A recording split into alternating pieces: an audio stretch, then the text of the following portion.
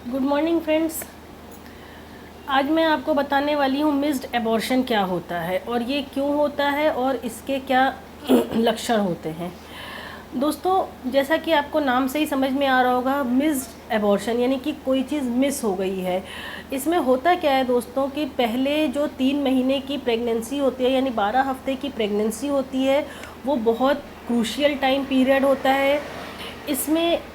या तो फिर किसी किसी के साथ क्या होता है कि शुरू में बच्चे की धड़कन आई होती है, लेकिन अचानक से अपने आप ही धड़कन ख़त्म हो जाती है, यानी कि बच्चे की जो ग्रोथ होती है वो स्टॉप हो जाती है। बच्चे की ग्रोथ आगे नहीं बढ़ पाती है, जितना एलएमपी यानी कि लास्ट मेंस्ट्रुअल पीरियड के हिसाब से जो बच्चे की ग्रोथ होनी चाहिए वो उससे 2 से 3 हफ्ता कम रहती है।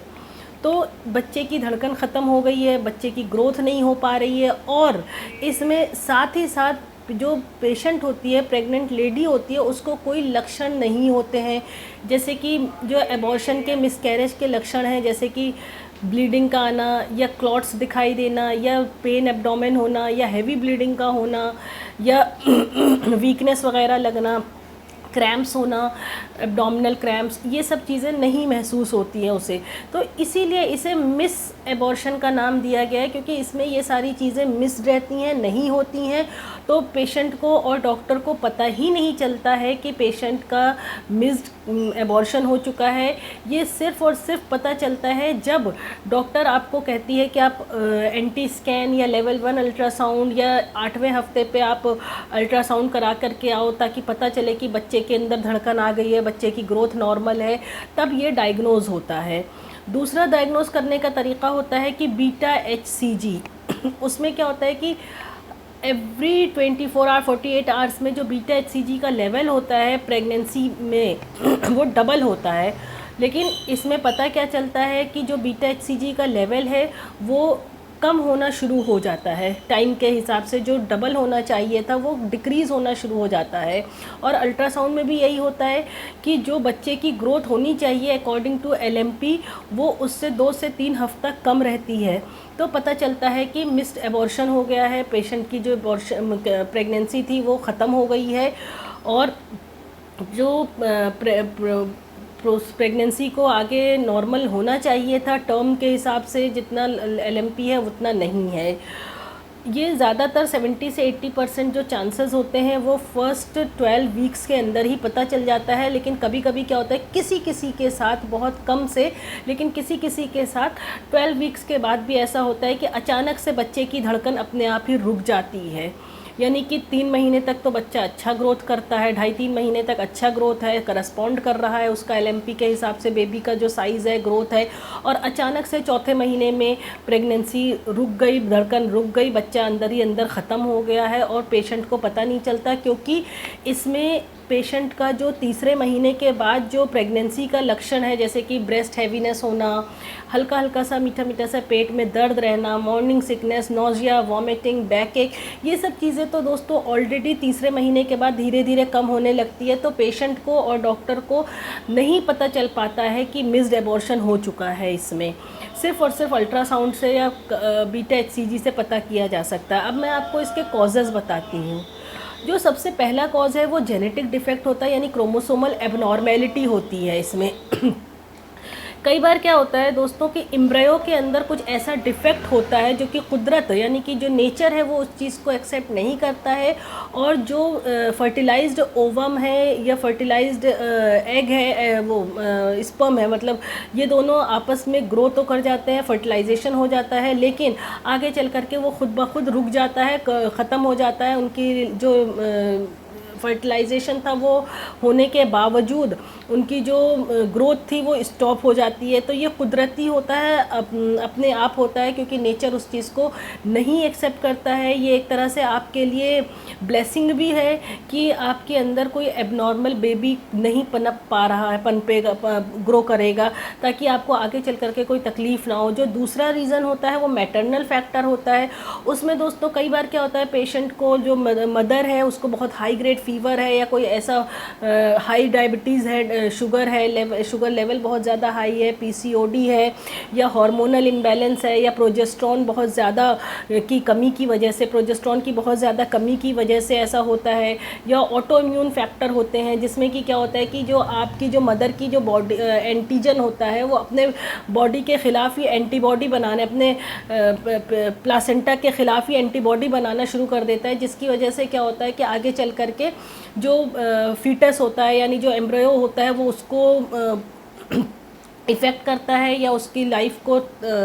कट कर देता है, तो एंटीबॉडी बनना शुरू हो जाते हैं। और एक और जो रीज़न होता है वो बच्चेदानी के अंदर कोई बनावटी ख़राबी की वजह से होता है, जिसकी वजह से क्या होता है कि जो बच्चे को ब्लड सप्लाई जाना चाहिए, एम्ब्रियो को ब्लड सप्लाई जाना चाहिए for further growth of the foetus के लिए, वो बच्चेदानी के अंदर कोई झिल्ली की ख़राबी की वजह से या बच्चेदानी के आधी बनी है उसकी वजह से वो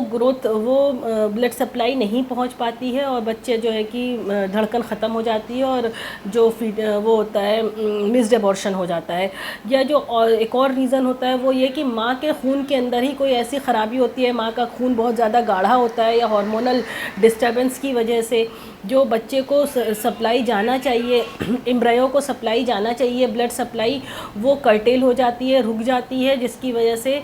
बेबी ग्रोथ नहीं हो पाता है और आगे चल कर के एक बार धड़कन अगर आ भी गई है तो ऑटोमेटिकली अपने आप वो ख़त्म हो जाता है। तो ये कुछ रीज़न्स होते हैं, कुछ कॉजेज़ होते हैं जिसकी वजह से कई बार मिस्ड एबॉर्शन हो जाता है। इसमें किसी का कोई रोल नहीं है, 70-80% जेनेटिक कॉज होता है। इसमें ऐसा कोई रोल नहीं कि आप अपने आप को ब्लेम करो या अपने बॉडी को ब्लेम करो या अपने हस्बैंड को, पार्टनर को, किसी को ब्लेम करो। और कई बार दोस्तों अगर इस तरह की प्रेगनेंसी पता चल जाती है कि मिस्ड एबॉर्शन हो गया है तो इस तरह के बेबी को ज़्यादा देर तक आप अंदर नहीं रख सकते हो, तो उसके लिए आप या तो मेडिकली या सर्जिकली उसको रिमूव करवाना ज़रूरी है। उसके दो तरीक़े हैं। मेडिकली में ज़्यादातर 80% पेशेंट में ये रिस्पॉन्स कर जाता है कि हम पिल्स खिलाते हैं, एमटीपी पिल्स देते हैं और पेशेंट का जो प्रोडक्ट ऑफ कंसेप्शन था वो सारा बाहर आ जाता है। लेकिन फिर भी कई बार क्या होता है दोस्तों कि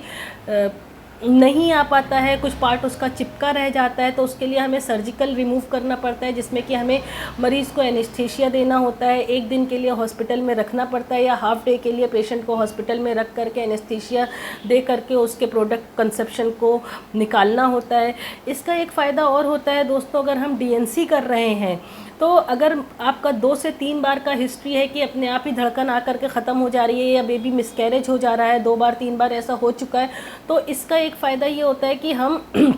इसमें आपका जो प्रोडक्ट ऑफ कंसेप्शन है उसका टुकड़े की जांच लेते हैं, जिसको हम हिस्टोपैथोलॉजी के लिए भेजते हैं, ताकि हमें पता चल सके कि इसमें क्या रीज़न था जो आपके साथ बार बार ऐसा हो रहा है। तो अगर कोई क्रोमोसोमल या जेनेटिक डिफेक्ट है, कोई प्रॉब्लम ऐसी निकल कर आई है, तो पहले से पहले उसको ट्रीट किया जाए और नेक्स्ट प्रेगनेंसी आप अगर प्लान करो तो उससे पहले आपको मालूम होना चाहिए कि आपके बॉडी में क्या कमी चल रही है, क्या परेशानी चल रही है, जिसकी वजह से आपका बेबी रुक नहीं पा रहा और आपका एबॉर्शन, मिसकैरेज, मिस्ड एबॉर्शन हो जा रहा है। तो ये आपको करवाना बहुत ज़्यादा ज़रूरी है। तो डीएनसी इसलिए भी की जाती है और बाकी पेशेंट को ज़्यादा पेन नहीं हो, पेशेंट का यूट्रस अच्छे से रिलैक्स हो जाए, ब्लीडिंग ज़्यादा नहीं हो, इस वजह से भी हम, और पूरा प्रोडक्ट ऑफ कंसेप्शन अच्छे से एक बार में बाहर आ जाए, इसलिए भी डीएनसी करते हैं। और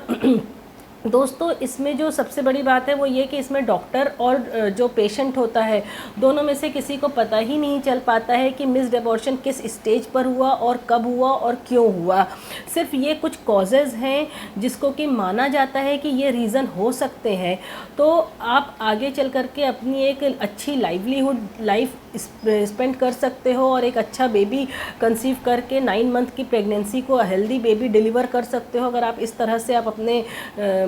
डीएनसी के प्रोसीजर के बाद या अपने जांच के बाद अगर आप प्लान करते हो प्रेगनेंसी को। तो दोस्तों ये बताया मैंने आज आपको कि मिस्ड एबॉर्शन के क्या कॉजेज़ हैं और उनसे कैसे बचा जा सकता है। अगर आपको मेरी वीडियो पसंद आई हो तो उसको लाइक एंड शेयर करें। मेरे चैनल को अभी तक आपने सब्सक्राइब नहीं किया है तो फटाफट से सब्सक्राइब कर दें। अगर आप इंस्टाग्राम या फेसबुक पर हैं तो मुझे फॉलो ज़रूर करें। Thank you.